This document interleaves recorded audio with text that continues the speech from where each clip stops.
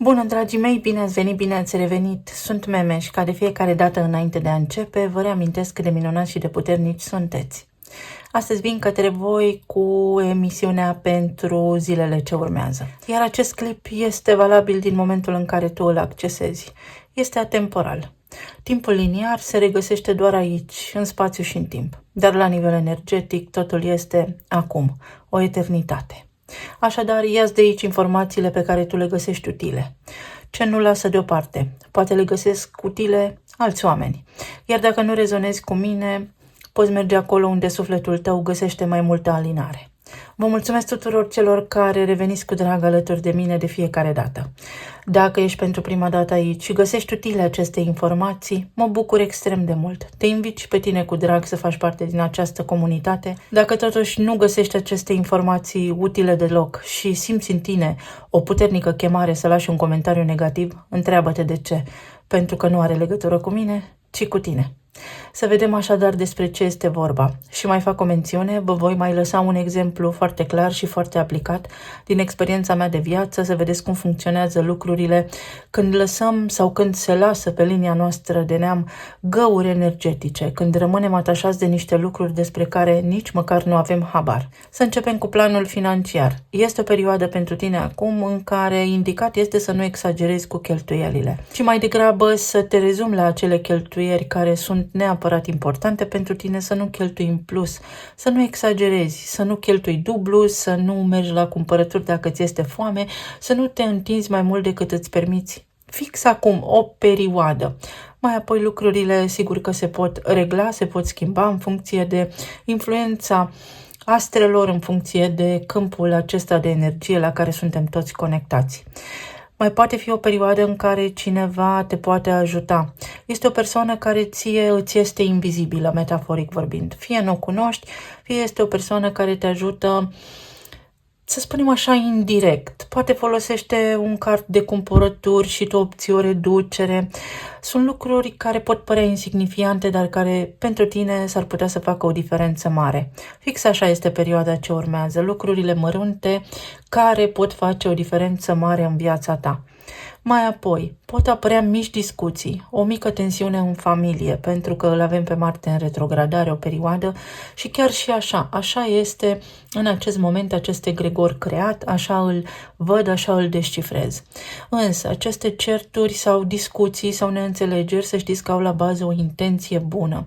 Cineva încearcă să facă bine, dar îți spune ceva anume în felul său propriu de a spune, conform experienței de viață și s-ar putea ca ție să îți displacă. Nu lua lucrurile personal pentru că până la urmă se rezolvă. Toată lumea, cel puțin în următoarea perioadă, va fi foarte concentrată pe familie pentru că așa este programul în joc. Avem două vibrații astăzi în discuție despre care vreau să vă vorbesc, și anume numărul 15 și numărul 16. După această perioadă, după această interferență, după aceste provocări care pot apărea sau nu, pentru că nu vorbesc despre un viitor fix. Viitorul există doar la nivel de potențial, în funcție de acest moment prezent, de emoțiile puternice pe care le simți, de gândurile pe care le ai, le emiți, îți creezi un viitor, un potențial de viitor. Dacă ești bine, creezi unul mai optimist. Dacă plângi acum, cu siguranță vei vedea negru în fața ochilor și pentru zilele ce vor urma. Destinul tău stă în mâna ta. Sigur că se poate schimba viitorul acum când poți conștientiza tu toate aceste lucruri despre care eu aici vorbesc de ani de zile. În funcție de experiențele tale din trecut, le poți conștientiza sau te poți schimba. Dacă în trecut ai vrut să faci ceva și nu ți-a ieșit, schimbă-te acum, pentru că dacă folosești aceleași modalități ca în trecut, nu vei obține un rezultat diferit, mai ales dacă rezultatul pe care tu ai încercat să-l obții în trecut nu te-a avantajat sau ți-a displăcut total. Din acest moment prezent, prin experiențele din trecut sau prin a înțelege trecutul și prin a ne detașa de el, ne schimbăm potențialul care se poate manifesta în viitor. Așadar, vibrația 15 ne aduce înflorire, magnetism sau apatie, iar vibrația 16 ne aduce măiestrie, flexibilitate sau indiferență.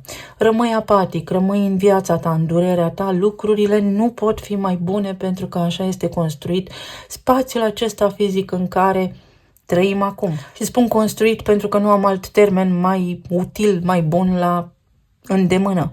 Așa este el acum și atât. Dacă rămâi indiferent, dacă nu te implici în lucrurile pe care le vrei, nu ne pică nimic din cer. Poți avea parte de situații care înfloresc, poți avea parte de reușită, poți avea parte de laudă, poți avea parte de succes. Trebuie doar să fii flexibil, adică lasă trecutul deoparte, lasă ce a fost acolo unde s-a întâmplat. Nu poți atinge trecutul, nici viitorul. Tot ce ai este acum. Concentrează-te acum pentru că poți atrage magnetic, prin naturalețe, într-un flux organic. Totul poate curge către tine dacă tu înțelegi aceste lucruri și îți ridici vibrația. Tot ceea ce v-am spus de-a lungul anilor aici pe YouTube, să știți că este adevărat. Nu-mi floresc, nu-mi debitează mie mintea așa. Dacă aș fi avut atât de multă imaginație, aș fi scris cu siguranță vreo carte science fiction, aș fi fost în mod evident vreo scriitoare de succes. Și vă voi da un exemplu în acest sens. Există aici pe YouTube un podcast, un canal care se numește Telepathy Tapes. Telepatie înseamnă telepatie și casetele pe care sunt înregistrate niște testimoniale, niște mărturii ale unor oameni care au studiat telepatia. Este vorba despre niște copii care se regăsesc sub spectrul autist, despre niște copii care sunt neurodivergenți, care au capacitatea aceasta foarte bine dezvoltată a telepatiei. Lucrurile există. Tot ceea ce v-am spus de-a lungul timpului există și vă invit cu drag să urmăriți acea serie care este absolut fascinantă. Fapt care m-a dus la următoarea concluzie. S-ar putea ca toți oamenii care suferă, cu ghilimelele de rigoare, de anumite atipii, să fie mult mai evoluați decât cei normali. De ce? Pentru că ei nu sunt programați de acest sistem în care noi toți ceilalți ne învârtim egotic și avem senzația că suntem cei mai buni, cei mai frumoși, cei mai pricepuți, etc. Și acum vă voi da un exemplu fascinant din punctul meu de vedere ca să vedeți ce mi s-a întâmplat mie, nu pentru că sunt eu un exemplu, ci pentru că îl am din experiența proprie. Părinții mei au fost divorțați de când eram eu mică și între timp, la ceva ani după, tatăl meu a încetat din viață. În momentul în care eram eu mică, mama a locuit împreună cu tatăl meu, dar și cu socrii, cu bunicii mei și cu unul dintre frații tatălui meu. Vă dați seama că eu îl știam pe unchiul meu de mică, mi-a fost foarte drag de el, îl iubeam extraordinar de mult, seamănă și foarte bine cu tata, însă i-am pierdut urma. La o foarte lungă distanță de timp după, din pură întâmplare și credeți-mă că a fost coincidență din aceea ca la carte, mama l-a reîntâlnit și am reluat legătura cu unchiul meu, care a început să-mi povestească diverse detalii despre tata la cererea mea, pentru că eram foarte curioasă și căutam și eu vindecarea așa cum o facem noi toți de altfel. În discuțiile noastre banale sau importante de la acea vreme, am aflat că la un moment dat unchiul meu a avut nevoie de sprijin financiar din partea tatălui meu, dar și din partea celuilalt frate, căci am doi unchi, după tata, și nici tata, nici celălalt unchi nu l-au ajutat pe unchiul meu despre care vă vorbesc, pe care l-am regăsit cu bani pentru a-și lua o casă. Au trecut ani, unchiul meu are și el doi copii, am un verișor și o verișoară și cu verișoara mă înțeleg extraordinar de bine. Mai mult decât atât, anul trecut pe YouTube am colaborat cu ea. Eu de aici din YouTube nu am făcut niciodată la nivel financiar avere, însă au fost luni în care lucrurile au stat mai bine, mai ales înainte de perioadele de război care au început, mai ales înainte de explozia platformelor de socializare, dar și înainte de curentul acesta care a luat amploare în lumea tarotului. Există foarte mulți oameni acum care, și citesc, dau un tarot, dar care habar nu au despre ce vorbesc și nu pentru că aș fi eu mai cu mod sau diferită, ci pur și simplu este o diferență de stil, este o diferență de înțelegere, de cunoaștere, de experiență de viață și așa mai departe. Tarotul nu ghicește viitorul, dar vorbim despre asta în altă emisiune. Întorcându-mă la povestea mea de viață, am lucrat cu verișoara mea aici pentru YouTube, ea m-a ajutat în spatele aplicației să fac anumite setări, verifica subtitrările, să ajungă la voi corect, să nu existe cuvinte care nu se potrivesc în context și așa mai departe. Am aflat pe la începutul anului trecut că ea își strânge bani să își ia casă și în sfârșit, prin toamnă, dacă mi-amintesc exact, mi-a spus că a reușit să își ia casă. M-am bucurat extraordinar de mult și apoi pur și simplu s-a aprins un bec în mintea mea. Cât timp a lucrat cu mine, Sigur că pentru tot ajutorul pe care mi l-a oferit, am recompensat-o financiar în schimb, atât cât mi-am permis, pentru că, după cum spuneam, nu am făcut aici pe YouTube bani sau sume colosale. Ba mai mult decât atât, sunt absolut convinsă că 80% dintre oameni, dacă ar fi avut de ales să câștige cât câștig eu aici pe YouTube sau să nu mai vină deloc, nu ar mai fi venit deloc. În tot cazul, nu știu la ce a folosit banii pe care i-a luat de aici din YouTube. Ideea este că eu i-am facilitat o oportunitate. Ideea este că a fost un fel de datorie achitată, pentru că și tata cu siguranță i-ar fi dat unchiului meu banii împrumut și unchiul meu i-ar fi dat banii tatălui meu înapoi. Presupun, pot doar să presupun. Dar s-a închis o datorie. Ceea ce tata nu a făcut pentru unchiul meu sau ceea ce tata nu a facilitat pentru unchiul meu, am facilitat eu pentru verișoara mea. Și nu mi-am dat seama de la început. Mi-am dat seama în ziua în care ea mi-a spus: mi-am luat casă. Lucrurile despre care vă vorbesc sunt adevărate și sincere. Și așa funcționează absolut toate. Trăim într-o lume complexă și fascinantă, pe care vă recomand să o descoperiți pentru a înțelege mai bine. Ieri mi-a lăsat cineva un comentariu răutăcios. Vorbești mult. Și am răspuns și eu pe măsură, pentru că am despre ce. Tu ce ai interesant de spus? Diverse informații pe care le-am corelat și vi le transmit vouă acum. Vorbesc mult pentru că asta face un creator de conținut aici. Vorbește. Dacă aș fi într-o încăpere cu oameni care ar avea de spus lucruri interesante, aș asculta. Să vedem acum ce vă spune energia.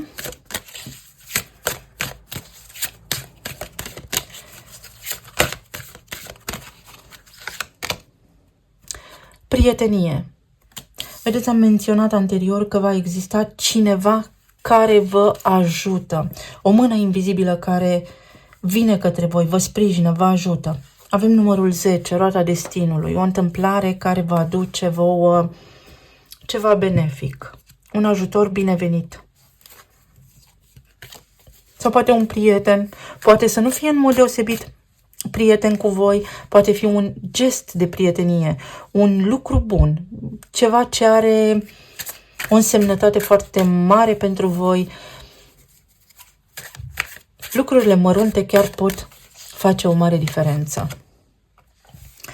Aici avem un inel cu diamant, ceva strălucitor, uite, iubire necondiționată, numărul acesta 25 și contractare.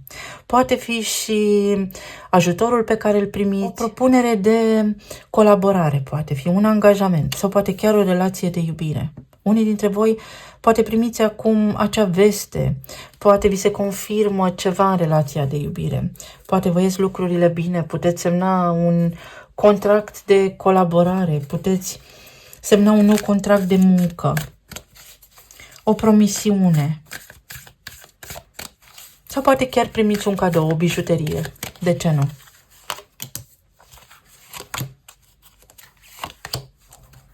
Să știți că am foarte multe povești de viață. Nu aș fi îndrăznit vreodată să vin să spun aici ceva ce nu aș fi considerat eu că este adevărat.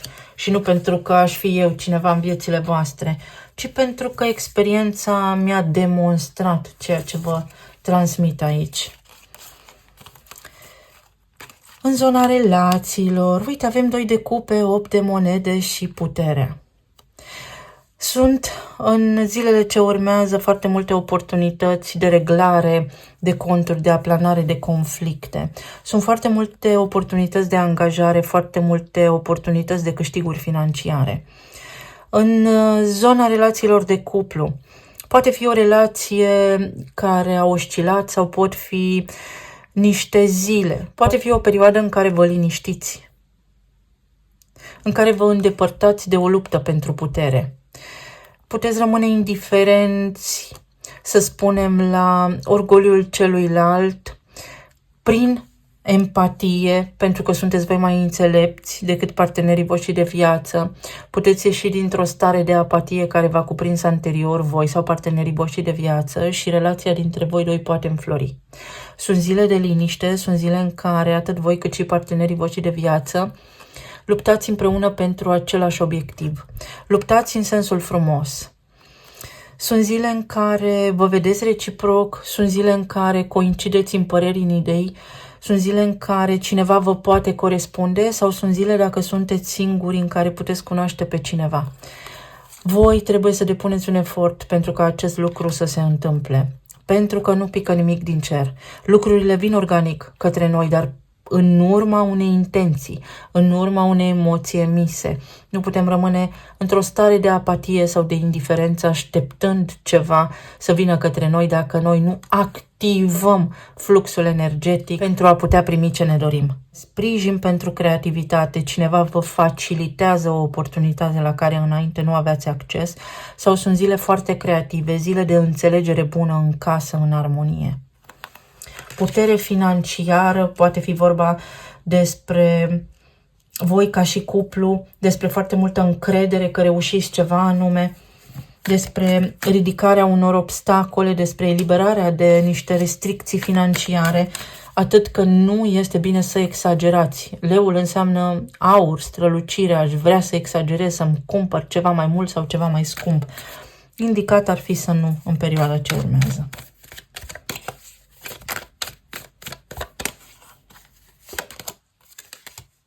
Trei de monede, spirit de echipă, toată lumea colaborează pentru bunul mers al lucrurilor, avem aceeași destinație, puteți pleca într-o vacanță, într-un concediu, unii dintre voi puteți primi niște răspunsuri absolut senzaționale în legătură cu niște demersuri pe care le-ați făcut.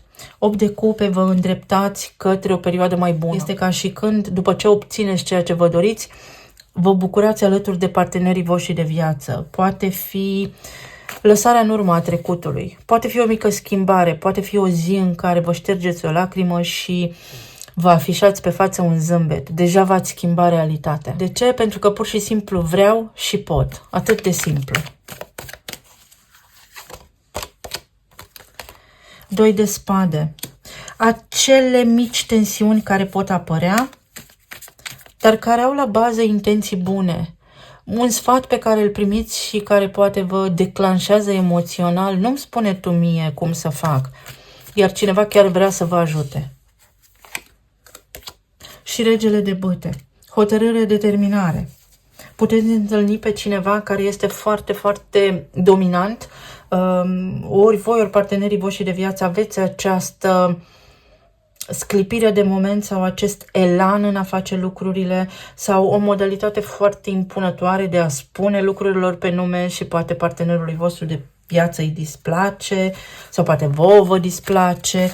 Încercați să explicați lucrurile cu vorbă dulce pentru că rezolvați ceva provocări în zilele ce urmează. Element de pământ.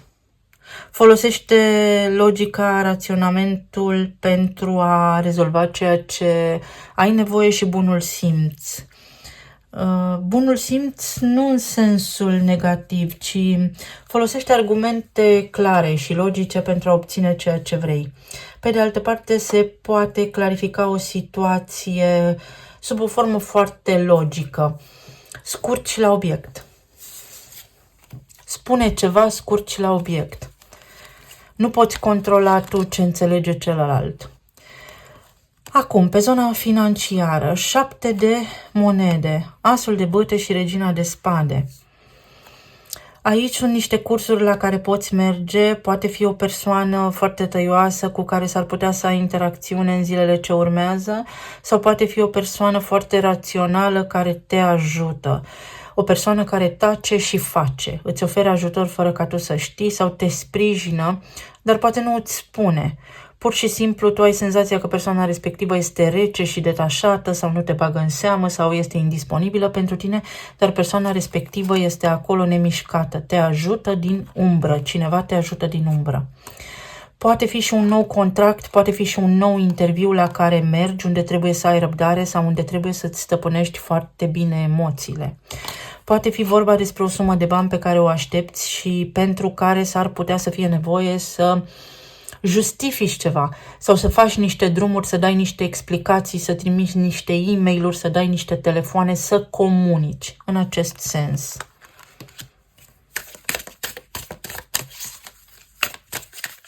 Poate fi un avocat cu care discuți. Sunt niște vești bune și este în mod evident o doză de încredere foarte mare pe care o capeți și un deznodământ foarte bun, o șansă reală la ceva anume ce ai tu în minte acum. Judecata, o posibilitate de revenire. Nu te da bătut, mai sună o dată, mai încearcă o dată, încearcă să îți stăpânești emoțiile, încearcă să nu forțezi niște lucruri, încearcă să rămâi la planul financiar pe care deja îl ai, încearcă să faci niște economii. Exact asta văd în cărți, asta vă spun. Ce aduce judecata? Ce beneficii vă ajută? Putere și voință. Voință. Trebuie să faci tu ceva și când spun trebuie, este vorba despre voință și intenție. Dacă tu încerci, tu câștigi, tu reușești. La nivel emoțional sau medical avem un 10 de spade, regele de cupe și cavalerul de monede. Atenție la rinic și la toxine. 10 de spade, ești la un capăt de drum, se încheie ceva. Ori ești supărat că cineva nu se ține de cuvânt sau nu s-a ținut de cuvânt, dar persoana respectivă s-ar putea să se fi ținut de cuvânt sau să fi crezut că a făcut bine ce a făcut. Doar tu interpretezi lucrurile într-o manieră subiectivă sau poate aveți viziuni despre viață diferite, dar de fapt amândoi spuneți același lucru.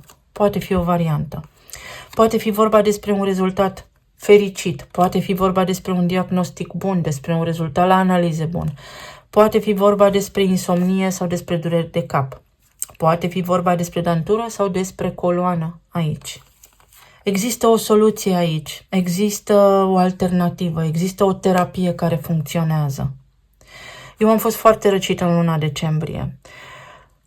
Nu mi-a trecut până ce nu m-am tratat foarte, foarte puternic și minuțios cu uleiuri esențiale. Nu contează ce uleiuri esențiale. Fiecare folosește ce are, ce își permite, ce poate, cu ce rezonează. Nu vă zic ce uleiuri esențiale, vă spun doar că asta m-a ajutat pe mine.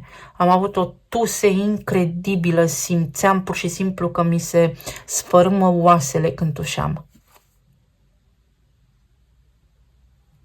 Avem aici o broască țestoasă, conflicte care se încheie în familie, niște situații de familie care se reglează. Ceva se mișcă spre bine, către bine în familia voastră sau în legătură cu niște lucruri care implică familia. Poate fi aici acea persoană care vă ajută, dar care nu spune tare, nu se bate cu pumnii în piept, te-am ajutat. Și rămâne anonimă. 6 de bâte. Victorie. O situație care se rezolvă. Ieși dintr-un impas, obții ceva ce-ți doreai foarte mult. Pot fi chiar și cuvinte de iubire, cuvinte de laudă. Ești apreciat. Încântare, succes, reușită. Să vedem talismanele.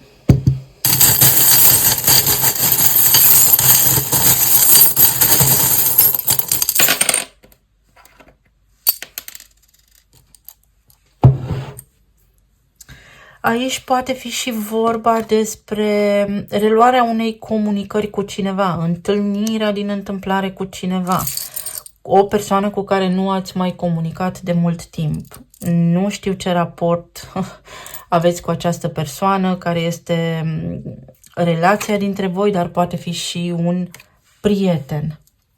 Fără dramă, o perioadă de liniște, o perioadă în care rezolvi niște lucruri foarte importante și la nivel financiar.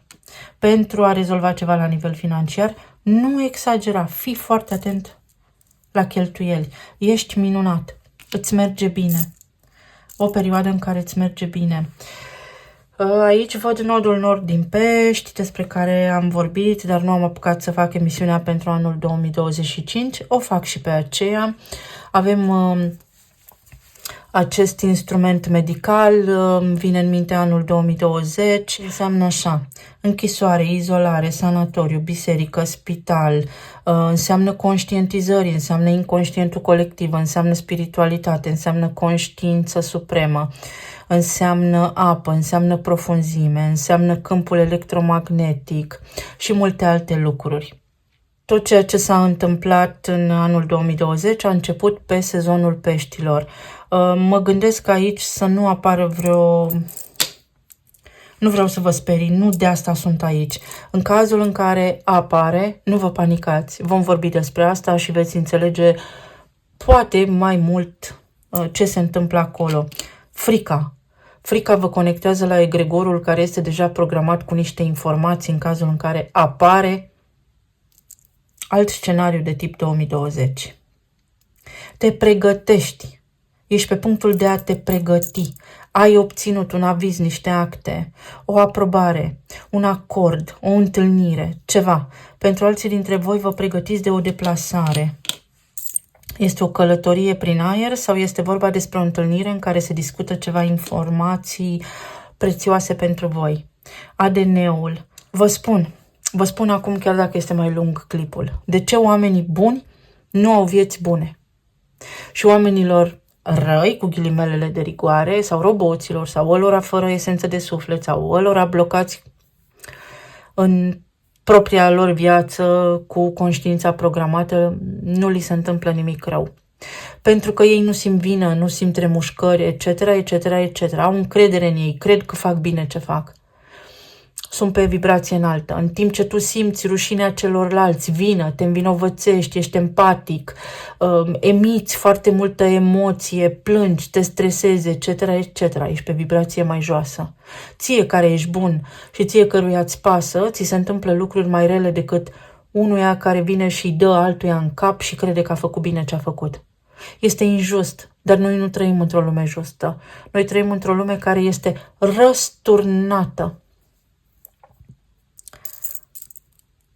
O analiză financiară amănunțită te duce pe tine către obiectivul dorit. Reușești să-ți cumperi ce-ți dorești, reușești să faci ceva din ceea ce-ți dorești, dar este nevoie de răbdare și văd aici un termen mai lung, răbdare pe termen lung.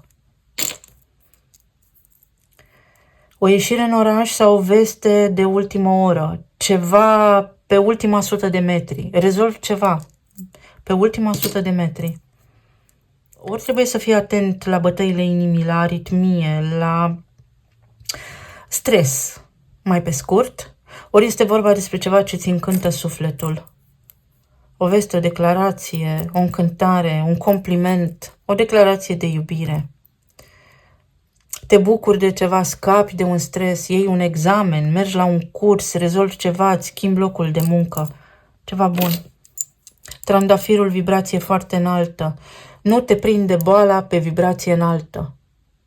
Nu te atinge boala pe vibrație înaltă.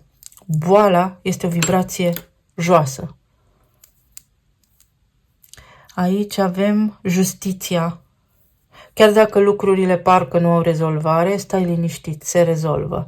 Se alege bobul de neghină, grâul de neghină. Inițialele sunt V și U sau U și V, radiații. M-am trezit cu durere de cap, m-am culcat cu durere de cap, fără să fiu bolnavă. V-am explicat ce se întâmplă.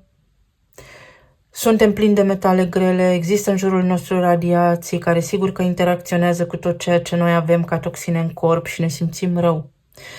În anul 1970, în anul 1980, în anul 1990 până și în anii 2000 nu am auzit de autism, cancer, etc., etc., etc. Era foarte rar, rar și foarte rar. Mâncarea era diferită, nu aveam această tehnologie, totul era analog, nu digital. Sau uită-te bine, filtrează foarte bine o informație. Nu te grăbi, filtrează, cerne informația, se cerne o informație. Sper că nu v-am plictisit, vă îmbrățișez cu drag. Să fiți bine, sănătoși și iubiți și să ne auzim cu bine și data viitoare. Pa, pa!